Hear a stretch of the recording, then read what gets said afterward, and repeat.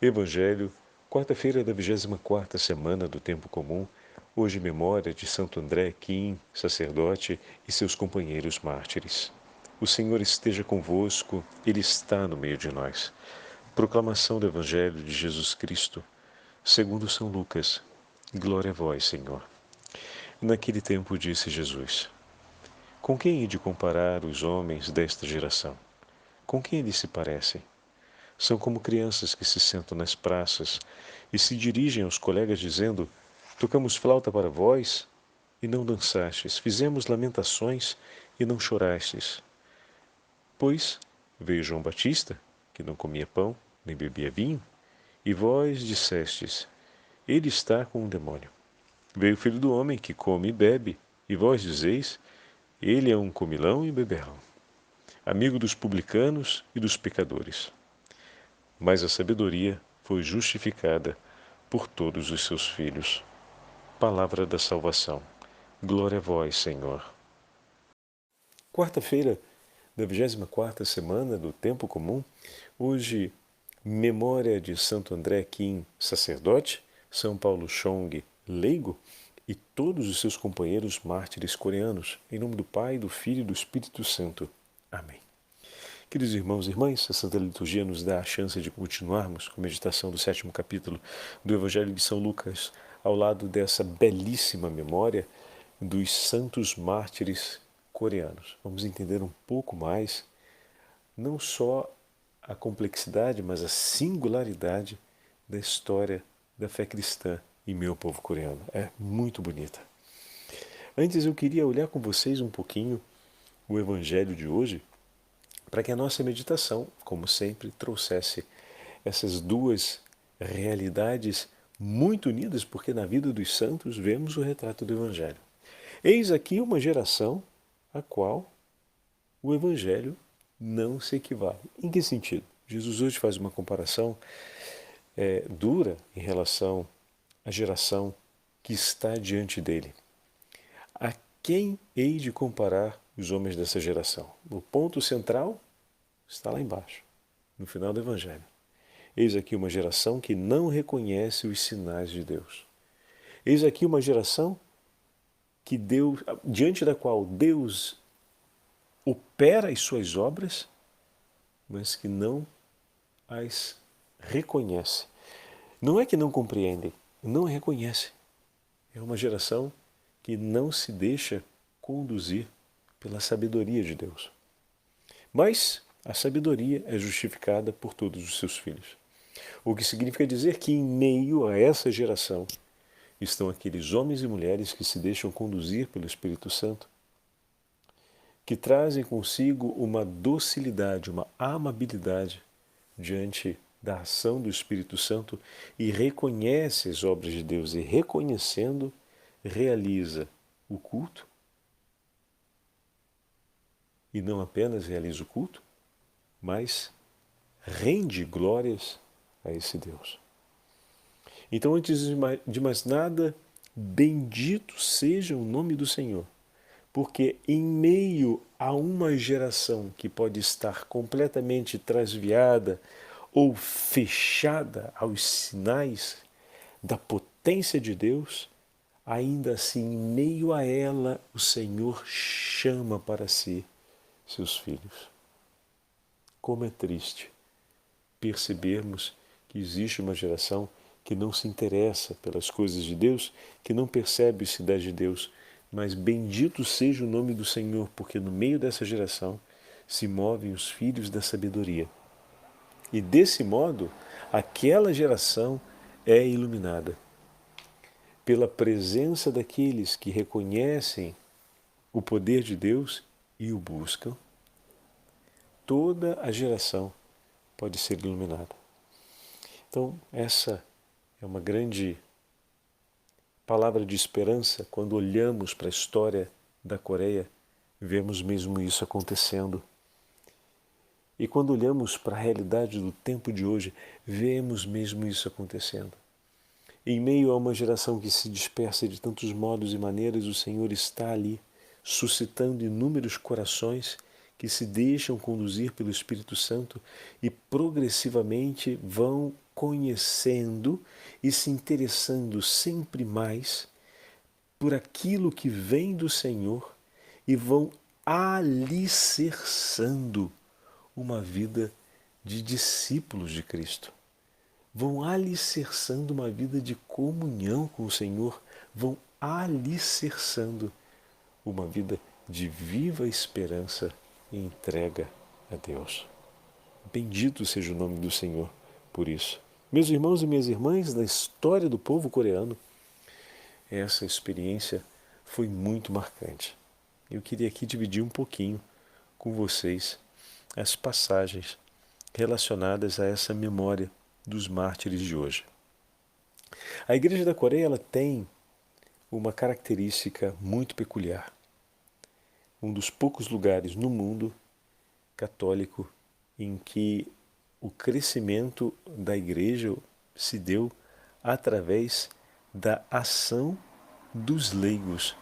Mas em que sentido a ação dos leigos? Vamos dar uma olhadinha aqui o que hoje nos fala o liturgia e também o evangelismo, que trazem um conteúdo muito significativo. A Igreja na Coreia foi fundada e estabelecida apenas por leigos. Surgiu por volta do início do 1600, a partir do contato que tinham as delegações coreanas que visitavam Pequim. A China tinha sido alcançada pelas ações missionárias do Extremo Oriente promovidas pelos padres jesuítas. Dentre eles se destaca o grande padre Mateus Ricci, que escreveu uma obra chamada A Verdadeira Doutrina de Deus. E através desse livro ele ensina o conteúdo da fé cristã e transmite a vivência do Evangelho. Bom, as contínuas delegações que iam e vinham para assuntos comerciais e também interimperiais entre a China e a Coreia terminou por conhecer a troca cultural, não só as obras do padre Mateus Ricci, mas também o contato com o Evangelho. E foram recebendo então esses primeiros coreanos, leigos, o contato com a fé cristã e a formação cristã. E dentre eles se destaca um chamado Lee Byung, que se inspirou nas obras que recebeu para fundar a primeira comunidade católica atuante no seio da Coreia. Porém, a vida cristã e o Evangelho contrastavam diretamente com as culturas ancestrais e tradicionais do povo coreano. Então aqui se cria uma grande tensão. As visitas à China continuaram e os cristãos coreanos foram então sendo formados e informados pouco a pouco pelo bispo de Pequim. Olha que interessante. Chega o ponto em que os cristãos começam a ser apresentados ao bispo de Pequim.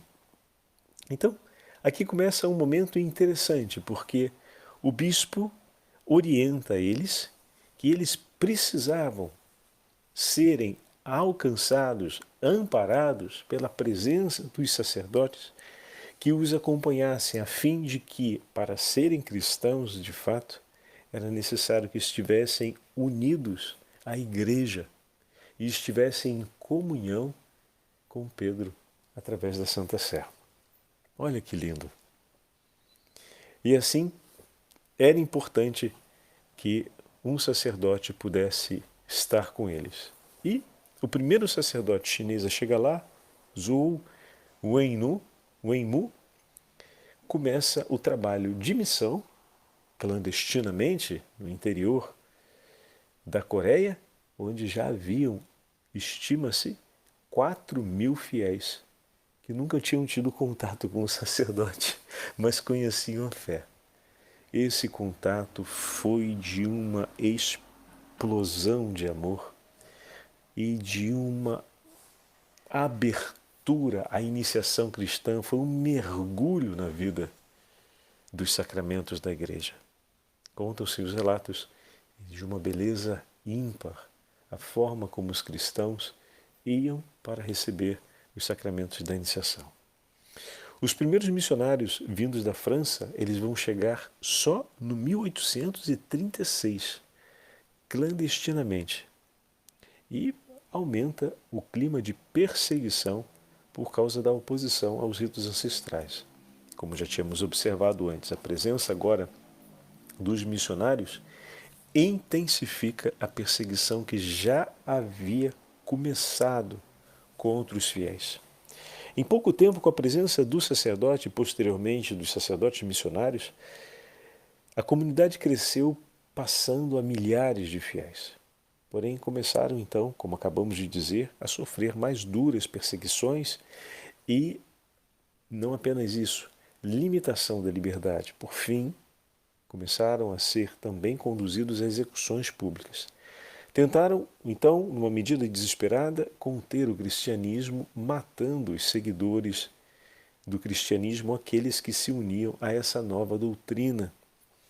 Não sabiam, porém, que o sangue dos mártires é semente dos cristãos, como já dizia Tertuliano nos primeiros séculos. Assim, a carnificina produzida por eles foi aumentando o número cada vez mais de fiéis. E neste quadro, no auge das perseguições, entre o ano 1839, 1846 e 1866, que surgiram os 103 santos mártires que foram canonizados por São João Paulo II em 1984. Então, esse grupo dos 103 mártires que hoje nós celebramos recolhem a memória de todas aquelas centenas e milhares de homens e mulheres que foram mortos pela fé cristã no território coreano. Dentre eles, sobressai o sacerdote André Kim, primeiro sacerdote mártir da Coreia, e Paulo Chung, que foi um catequista e peregrino. Ele percorreu extensões enormes de terra, se submeteu a inúmeros perigos para, escondido, acompanhar as comunidades e ensinar-lhes o Evangelho.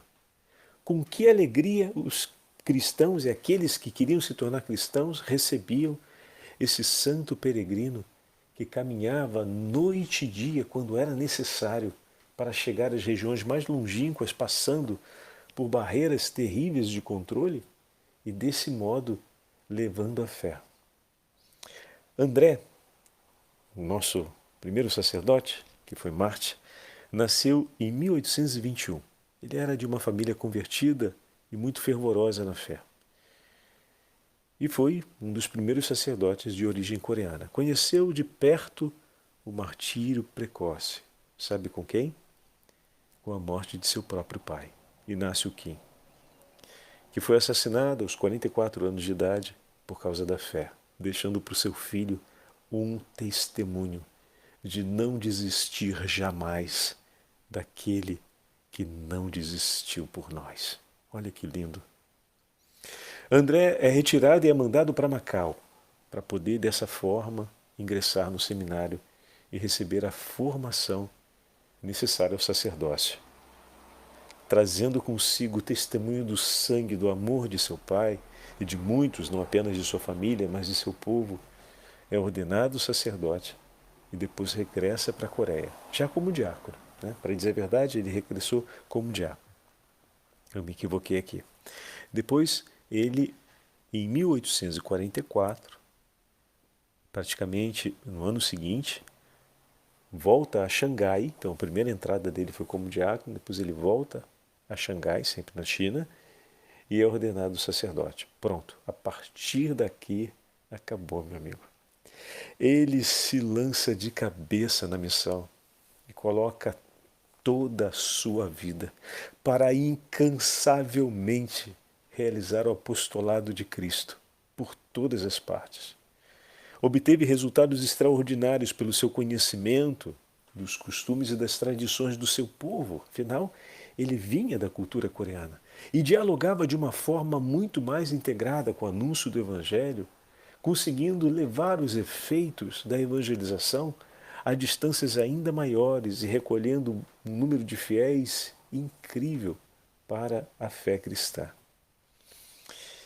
Porém, André, em 1846, Vocês perceberam? 2 anos depois de ser ordenado, foi capturado, levado a uma sequência de torturas avassaladoras e, por fim, decapitado. Paulo Chong nasceu em 1795, nasceu bem antes de André. De uma família nobre, ainda jovem, presenciou também ele o martírio de seu pai e de seu irmão. Ele é o autor do primeiro catecismo inteiramente em coreano e faz inúmeras peregrinações à China como comerciante, muitas vezes sozinho e a pé, escondido, comprometendo-se em levar sacerdotes e missionários às comunidades coreanas. Então, olha que grande aventura que Paulo Chong fez.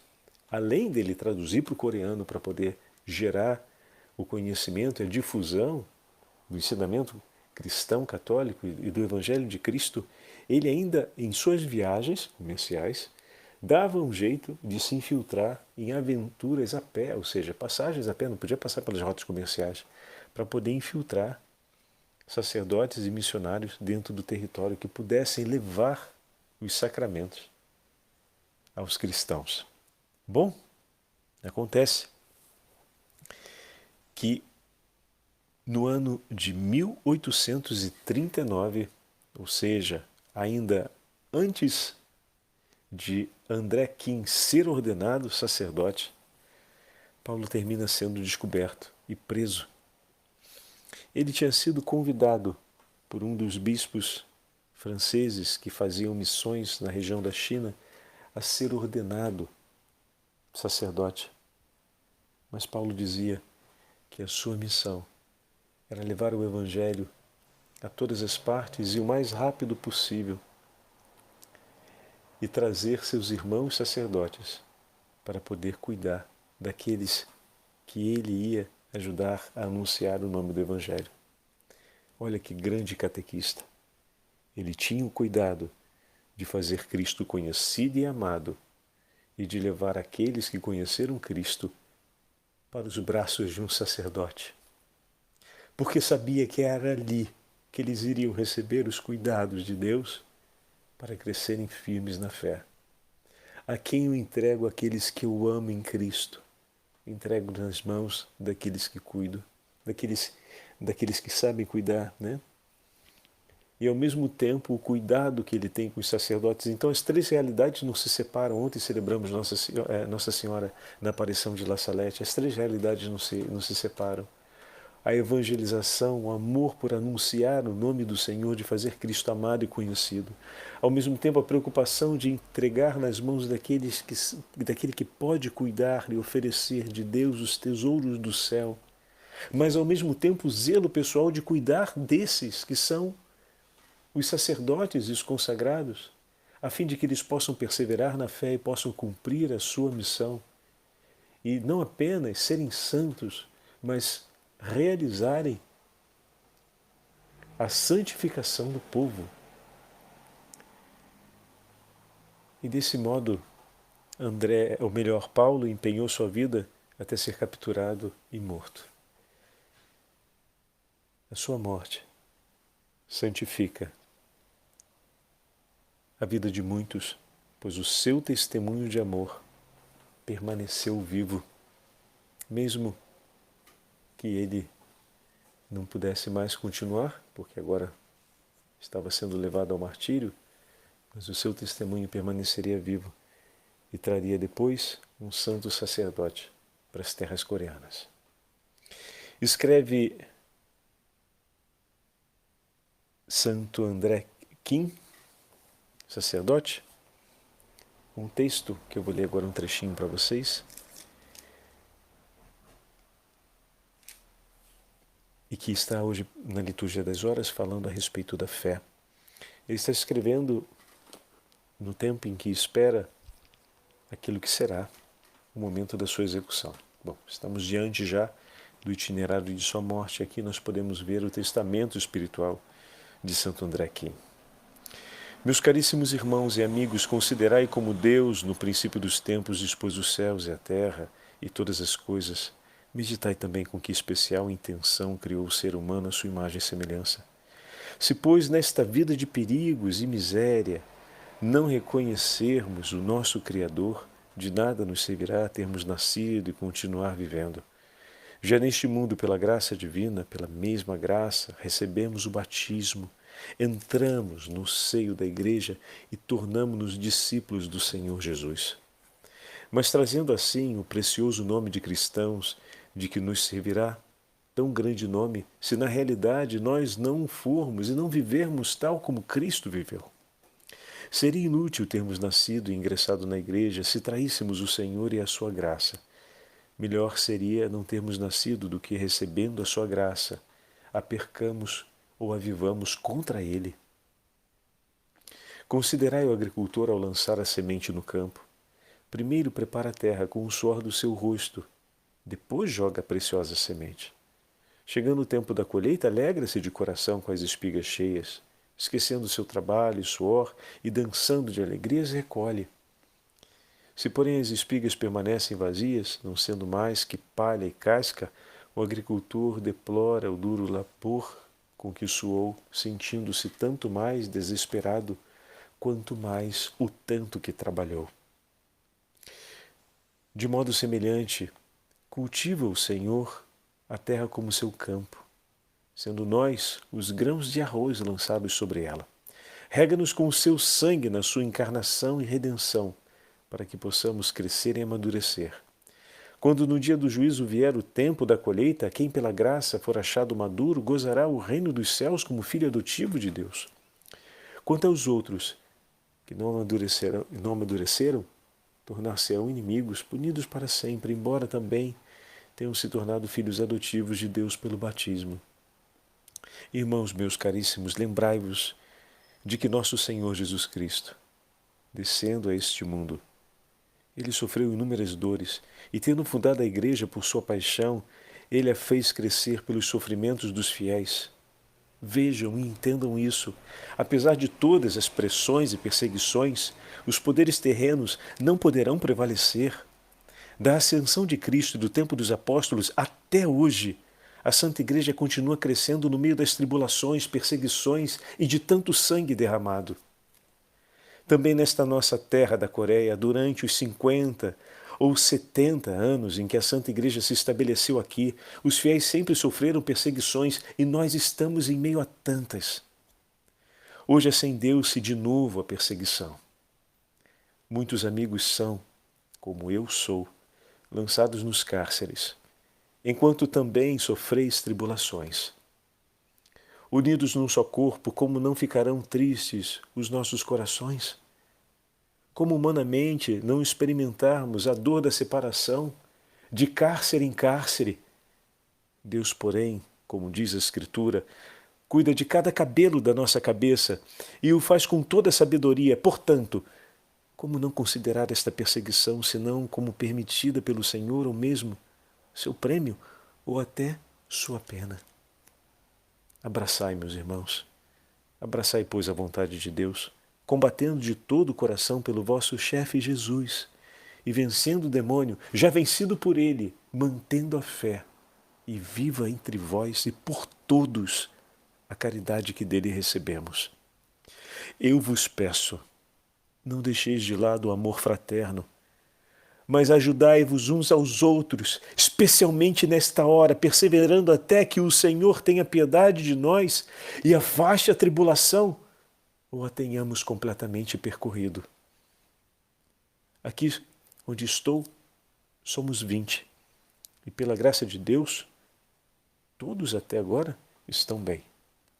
Caso algum de nós venha a morrer, peço não negligenciardes a sua família e os cuidados que ela vai precisar ter depois da perda de seu membro. Olha, meu irmão, ele enterrou o pai, ele sabe muito bem o que é isso. Que forte essas palavras. Muitas coisas teria ainda a dizer-vos, mas como posso exprimi-las em tinta e papel? Por isso, vou terminar aqui minha carta, aproximando-se para nós a luta, o tempo do derramamento do sangue. peço-vos finalmente que caminheis com fidelidade, de modo que no céu nos possamos encontrar e congratularmos-nos. Deixo-vos aqui meu ósculo de amor e vos exorto a perseverarem, pois nos encontraremos no céu.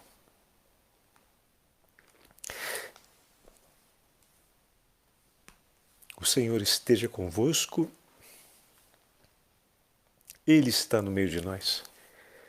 Pela intercessão dos santos mártires coreanos e pela intercessão da Rainha dos Mártires, a Beatíssima Virgem Maria, abençoe-vos o Deus Todo-Poderoso, Pai, Filho e Espírito Santo.